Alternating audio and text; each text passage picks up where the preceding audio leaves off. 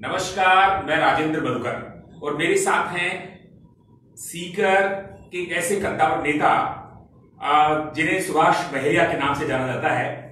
हाल ही में कांग्रेस ने आप पर विश्वास व्यक्त किया है और सीकर लोकसभा क्षेत्र से आपको कांग्रेस का प्रत्याशी घोषित किया है। सबसे पहले तो महरिया जी आपको बधाई, बहुत बहुत धन्यवाद। एक सवाल मेरा ये उठता है कि चूंकि यहाँ पर सीनियर जो कांग्रेस लीडर हैं उनको उनके बीच में कैसे सामंजस्य करके आप चल पाएंगे, और आपको जो टिकट मिली है राजनीतिक गलियारों में चर्चा का विषय है कि उनके लिए सामंजस्य एक बड़ी चुनौती, क्या मानते हैं? नहीं, आपने ऐसा सवाल पूछा है कि वो जितने सीनियर नेता हैं मेरे लोकसभा क्षेत्र के, उन सब सीनियर नेताओं ने ही मेरी रिकमेंडेशन की है जी। इसलिए इलेक्शन सारे सीनियर नेता, सारे कार्यकर्ता, सीकर लोकसभा क्षेत्र के मतदाता और प्रत्याशी के रूप में हम सब तो मिलकर चुनाव लड़ रहे हैं। कांग्रेस जहां आपको कांग्रेस ने विश्वास व्यक्त किया, वहीं एक माकपा के प्रत्याशी क्या है अमराराम ने एक टिप्पणी की है कि पुरानी भाजपा और नई भाजपा के बीच में जंग है, कांग्रेस यहां कहीं भी दिखाई नहीं दे रही है। आपकी टिप्पणी चाहूंगा। देखिए, कांग्रेस दिखाई नहीं दे रही है। विधानसभा के चुनाव में कांग्रेस के सिंबल पर सीकर जिले में जो सीटें जीती हैं वो आपके सामने हैं। जो भाजपा ये कह रही है और या कोई किसी और पार्टी के नेता ये कह रहे हैं, उनका तो खाता ही नहीं खुला, उनका खाता ही नहीं है, न भाजपा का है न माकपा का, और वो ये कह रहे हैं कि जवाब तो वही। भाजपा कह रही हर सीट पर मोदी है, अगर माने जाए तो सुभाष महरिया के सामने मोदी है, कैसे इस चुनौती को स्वीकार करना है? देखिए, 543 लोकसभा क्षेत्रों में 543 कैंडिडेट में से जहां जहां बीजेपी चुनाव लड़ रही है वहां बीजेपी का कैंडिडेट नॉमिनेशन करेगा। मोदी तो एक जगह नॉमिनेशन करेगा, राहुल गांधी जी भी एक जगह करेंगे, सुभाष महरिया भी एक जगह करेगा, सुवेदानंद भी एक जगह करेगा। इसलिए ये लोकतंत्र का जो सिस्टम है, बाकायदा 543 लोकसभा क्षेत्र हैं, सब क्षेत्रों में जो कैंडिडेट वहां पर नॉमिनेशन करेंगे, जिनके वैलिड होंगे उनके बीच मुकाबला होना है। मुझे तो समझ में नहीं आता कि यहाँ डायरेक्ट इलेक्शन का, डायरेक्ट वोटिंग का सिस्टम तो वही संघीय प्रणाली में है नहीं, ये कैसे लोग बात कर रहे हैं? और कोई भी सामने क्यों ना हो, कैंडिडेट सामने होगा। हमारे राष्ट्रीय नेता, हमारे प्रदेश के नेता, हमारे जिले के नेता और प्रत्याशी के रूप में हम सब लोग मिलकर चुनाव लड़ रहे हैं। इसलिए हर पार्टी के अपने अपने कैंडिडेट हैं, उन कैंडिडेट्स का काम वहां की जनता देखती है। 5 साल का प्रीवियस रिकॉर्ड जो आज के वर्तमान में सुवेदानंद कैंडिडेट बने हैं, उनका रिकॉर्ड जनता के सामने, जनता उस रिकॉर्ड को कितने नंबर देंगे आप वर्तमान सांसद? देखिए, ये नंबर देने का काम पब्लिक का है जी। मुझे नंबर देने के लिए आप कह रहे हैं तो मैं तो सीकर लोकसभा क्षेत्र के 20,38,000 मतदाताओं से कहूंगा कि नंबर वो देंगे। पार्लियामेंट के मेंबर के रूप में यहां पर मैं भी रहा हूं।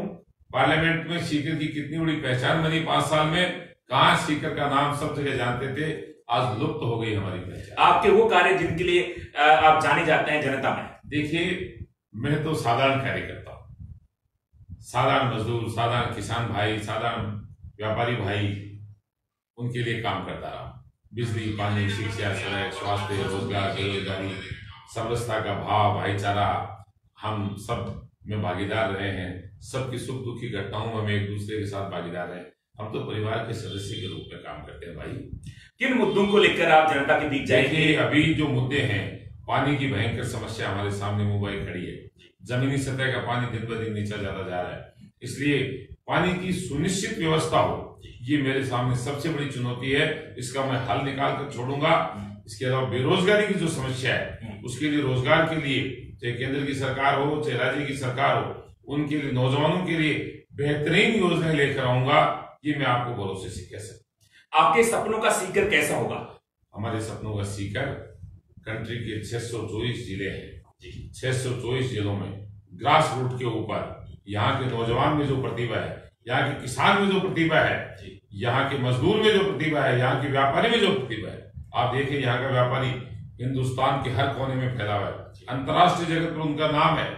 यहाँ का नौजवान जो है देश की सीमाओं के ऊपर रक्षा पंक्ति में सबसे आगे रहता है। पार्लियामेंट को बचाने का काम भी यहाँ के नौजवान भाई जेपी यादव ने किया, ये सब बड़ी बातें जानते हैं।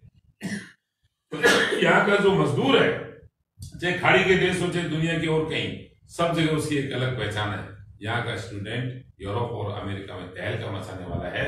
इसलिए मेरा सीकर लोकसभा क्षेत्र, मेरा सीकर जिला हिंदुस्तान का सर्वोपरि जिला, हर क्षेत्र में रहे, आर्थिक रूप से हर परिवार, अगर कहीं सर्वे हो तो उस सर्वे में नंबर 1 पर सीकर आए कि कोई ऐसा जिला बताएं जिसकी आर्थिक स्थिति पूरे हिंदुस्तान में परसेंटेज वाइज सबसे मजबूत है, तो वो जिला सीकर रहे, ये मैं उम्मीद करता हूँ। इसको एजुकेशन हब माना जाता है। यहाँ पर मेडिकल कोचिंग है, इंजीनियरिंग कोचिंग भी है, लेकिन जनता का एक ही सवाल है कि कांग्रेस और बीजेपी दोनों यहाँ पर, एक बार बीजेपी एक बार कांग्रेस भी आई है, तो ऐसे में उनको मेडिकल कॉलेज कब मिलेगा? देखिए, मेडिकल कॉलेज के लिए मैं आपसे कहूं कि अभी हमारी सरकार आते ही हमारे मंत्री आदरणीय रघु शर्मा जी ने यहाँ दौरा किया, और जो जमीन कितने वर्षों से अटकी पड़ी थी, तुरंत हम सब लोगों ने मिलकर, हमारे विधायक महोदय जो यहाँ से चुनकर राजस्थान की विधानसभा में गए हैं, उन सब ने बात रखी, हम सब लोगों ने रखी, कार्यकर्ताओं ने, और मंत्री जी ने तुरंत वो जमीन जो है वो मेडिकल कॉलेज के लिए यहाँ पर तुरंत प्रभाव से मेडिकल कॉलेज के लिए वो जमीन मिल गई। और अब जिस हॉस्पिटल की कल्पना सीकर करता था, एक बड़ा हॉस्पिटल 300 बेडेड का नया बने, एक सुनहरा हॉस्पिटल एम्स की तर्ज के ऊपर, जो अब आने वाले समय में बजाज ग्राम में बनेगा, और मेडिकल कॉलेज का काम बहुत तेज गति से चलेगा। भाजपा दावा कर रही है कि ब्रॉड गेज हम लेकर आए, कनेक्टिविटी हमने की, क्या आप मानते हैं? देखिए, ये बात तो ऐसी है कि बजट भाषण देख लीजिए आप, रेलवे के जो बजट आए हैं, 2007 का रेलवे का बजट देख लीजिए, उस समय जो सैंक्शन हुई थी वो काम पूरे हुए। 2007 के बजट के बाद अगर कोई नया बजट आया है तो वो हमको दिखाएं। अब चलते चलते अंतिम प्रश्न आपसे ये है, क्या मतलब जीतते ही पहली प्राथमिकता क्या रहेगी आपकी? देखिए, सीकर लोकसभा क्षेत्र की पहचान जो लुप्त होती जा रही है, वो स्टेट लेवल पर और सेंट्रल लेवल के ऊपर बने। स्टेट लेवल पर जब भी कोई फैसला हो, सीकर को प्राथमिकता मिले। सेंट्रल लेवल पर कोई फैसला हो, चाहे किसी भी पॉलिसी का, तो वो अडॉप्ट किया जाए तो उसमें सीकर को प्राथमिकता मिले। सीकर अपने आप एक समग्र जिला है, संपूर्ण विकास के लिए यहाँ पर प्रतिभाओं की कमी नहीं है, इसलिए यहाँ की प्रतिभाओं को निखारना और यहाँ की हर समस्या का निदान करना मेरी पहली प्राथमिकता है। अंतिम एक प्रश्न और हम लेते हैं, क्योंकि शेखावाटी वीर प्रसूता भूमि रही है, क्या आपके मस्तिष्क में कोई खाका तैयार है सैनिकों के लिए कुछ विशेष करने का? देखिए, सैनिक भाइयों की बहादुरी इस शेखावाटी अंचल में सदैव से हर कोई उनके लिए सर झुकाता है।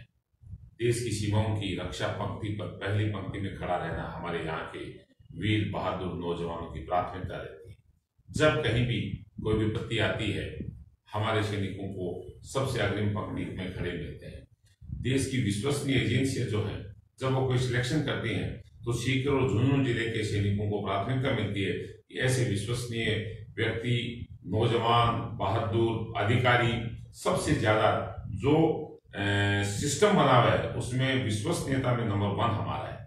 इसलिए यहाँ के सैनिक भाइयों के लिए, चाहे उनकी जो भी पारिवारिक समस्याएं हों, उनकी यहाँ की लोकल समस्या हों, उनकी स्टेट और सेंट्रल लेवल की समस्याएं हों, उनके तरह तरह के पैकेज हों, उनके मान और सम्मान के लिए हम सब मिलकर, हम सब उनको विकसित करने के लिए, उनके परिवार की आर्थिक परिस्थितियां जो है उनको और सुदृढ़ बनाने के लिए, और हम प्रयास करेंगे सैनिक भाइयों के लिए। यहाँ पर जो व्यवस्थाएं हैं, जो समस्याएं हैं, आज भी हमारा सैनिक यहाँ का भवन है, वहां पर बहुत कुछ करने की आवश्यकता है। हमारे यहाँ पर स्मृति के रूप में सैनिक स्मृति स्थल जो बना हुआ है, वहां पर हमको बहुत कुछ करना है। वहां पर एक ऐसा शेड बने जिसको, क्योंकि अब आचार संहिता है, जिसको लेकर उनके मन में कोई जिज्ञासा है, वो सब जिज्ञासाएं पूरी होंगी, अच्छा होगा। जी, बहुत बहुत धन्यवाद सुभाष जी बेरिया ने हमें वक्त दिया। नमस्कार। Thank you.